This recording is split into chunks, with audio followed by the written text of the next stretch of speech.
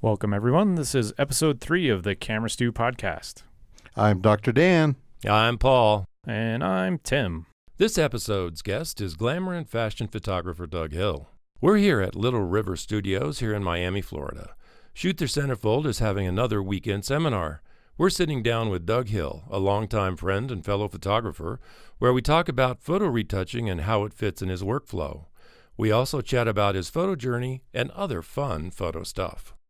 We are recording live, so there's some background noise from the seminar instructors teaching their latest lighting techniques.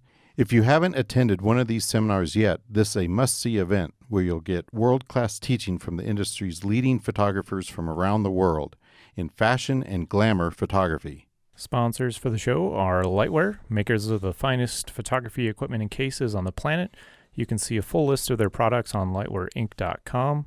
Foursquare, the innovative lightweight modular speedlight softboxes and other light modifiers. Dr. Dan's highlight discs that give that big studio strobe a very precise yet subtle highlighting effect.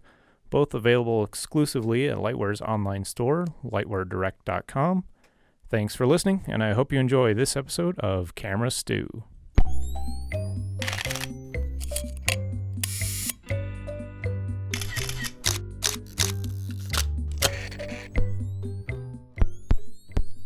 Is it recording? It looks like something's happening. Yeah. Okay, good. Okay. Good Well, then. welcome, Doug Hill, to Camera Stew. No, thanks for having me. Oh, it's a pleasure, believe me. The pleasure's all ours. And Let me tell What ya. part of the country do you reign from, Doug? I'm from Oregon. Oregon. So I'm from a sleepy town in the south part of Oregon. And So it took you a while to get here.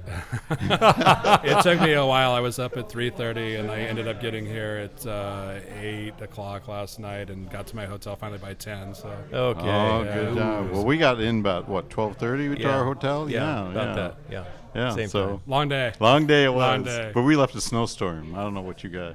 He left I a didn't- sleepy little town. I didn't have any snow that day. So Oh, luckily, good for last you. time I came here, there was snow. There was maybe an eighth of an inch, and they said, these planes just don't take off in this. Really?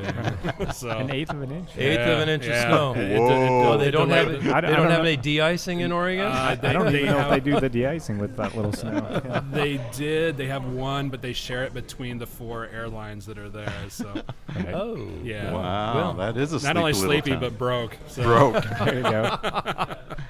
So tell me, what really inspired you on your first image? What do you remember that said, I love photography? God, that's going way back. So, in the 80s, and I was in college and was shooting with film. I took some courses in college.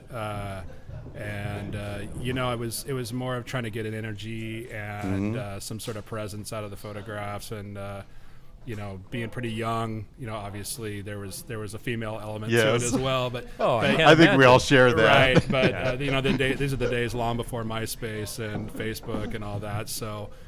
Finding a model, and especially in my area, is a little difficult. But I did find some volunteers, which was nice. Yeah. But back then everything was clothed. Yeah. So, Oh, so, yeah. Right. Right. But it really was just it back then was really being in the dark room with the black and white, Right. and watching what you've done, having the element of surprise. Yes. You never knew Yeah. what you were going to get. Right. And that part was pretty exciting, and I got into some different kinds of alternative media. I was making my own emulsions out of iron oxide and things like that. Oh, making very cool. and Yeah. and putting things on soapstone, and then I got into color film, and trying to process that by hand in the dark room was such a nightmare. I quit for 20 years. And I can't imagine. Yeah. I understand that. Did the same thing with color. Yeah. So Yeah. I was really inspired by the artists that were doing really alternative things with dodging and burning, and as far as making manipulations back then by doing it all by hand. And I was trying to learn that process, and like I said, I just hit that brick wall with the color, and kind of gave up because I had too many girls to meet and too much beer to drink Yes. at 19 years old. So once I started learning Photoshop, I was older. I was actually doing band flyers with Oh, Photoshop. And I was like, I think all those things I wanted to do back then is so much easier now. And so that's what kind of got me back into it. You can actually do it and still have a life. Yeah, exactly. Yes. Well, I don't know now. Well, now what I do now is I just outsource all my retouching. There you go. So I haven't. Do you send that off to India or somebody in Southern Canada? So I've got a guy. I went through a lot of retouchers. I spent a lot of money trying people out, and really. Right. Just the way overdoing it, and every time it's like, can you try to make this look natural? And they put noise in to replace skin pores, and I'm God, like, you know I hate what, that. you Yeah. guys, it's not working for me. And Yeah. and I said, look, you're not going to get anywhere with a $5 image or a $10 image. These people on Model Mayhem, you get bombarded by them all Yeah. the time. And, Yeah. Right. and you look at the work, and it's just, it's not my thing. It's not my cup of tea. Not my drug of choice. So I finally found some I'm really happy with. cool. Solstice Retouch. I'm really happy with him. I've heard a And- lot, and I've seen his work. Yeah. Is just really And great. Solstice. Solstice Retouch. Solstice, Yeah. okay. Yeah, Pratik, and he's really Does he still do a one-on-one and tutorials? I think he did that for a while. I think that option's out there. I thought about doing that too, and then I was like, I find that in my real business and things like that, it really makes sense to surround yourself with people that are better at their job than you are. Yes. And so if you can, that's kind of a talent of success, is to find a team that works better. I would never try to do a makeup by myself. I would never try to do hair by myself. So why would I spend all that time learning the retouching myself when I can have somebody else who's way better at it? He's always going to be better at it than I am, and I'll focus on the things. Is he pretty reasonable? I mean, yeah, he's been great. what about turnaround? Because he's so busy. Turnaround's been fast. Really? I don't know if it's just him or he has a team that he works with too. Oh, but, yeah. it doesn't matter because the results are good. Or not good, they're great, and so it's better than what I can do, and it makes me, I'm just like, look, now I can focus on the thing that I want to focus on, which is actually the photography and putting the shoots together. Yeah. So. Any projects coming up that we can look forward to Shooting or anything on like that? Tuesday, Tuesday, kind of really? trying to go for. Going for kind of a retro look, and see where we get with that. So, but beyond that, I've got shoots lined up here in Miami the next couple months. Good. I've got a couple that I'm doing. I'm trying to focus on the work as much as I can. The family life and all the other careers get in the way, but a little bit. But I'm trying to just really keep my focus and keep my nose to the grindstone, and hopefully producing images that people like. So. Yeah, isn't that, we all feel that way, Exactly, know, right? exactly. Yeah. Well, Doug, we really appreciate you coming by. Well, I thanks know for you having had a few minutes, but where can we find you? Where can the listeners find you? Website? Give us the whole rundown.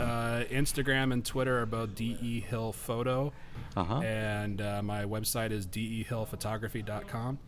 I think that if you can't find me there, I don't know. I must be hiding out. Well, that sounds good. In that sleepy town in Oregon. That's right. Or find me in that sleepy town in Oregon. So. Well, we'll definitely put links on to this webcast so they can do a direct link for you and things like that. Much appreciated. And Thanks we encourage everyone who's listening to check out his work. He really does phenomenal work. Thank you really very much. enjoyed our friendship, and I've enjoyed chatting with you, and I've just the image. I mean, that's really what it comes down to. Really love it. Yeah, and I feel lucky that we've connected too. Yeah. So it's been a good relationship. I'm really happy. This community here is really great. So. STC has been great, hasn't it? Very very supportive, and I think that once the egos get dropped, and It makes a big difference. Yeah, it does. When It does. And opening your mind up to learning new stuff is really what the pursuit and passion is all about. So. Yeah. Right. Great. Well, great. Yeah. Thanks, Thank Doug. you very much for having me. I appreciate Yeah, it. thank you. betcha. All right. Thanks Cool, for stopping by. Yeah, thank you. Thanks. Thanks for listening to another episode of Camera Stew with guest Doug Hill. Stay tuned for more episodes with guests from Shoot the Centerfold. If you would like to see some of our work, you can find links to each of our sites as well as the social networks we participate in, all listed on the bio or the About the Hosts page on camerastew.com. Thanks again for listening. Transmission out.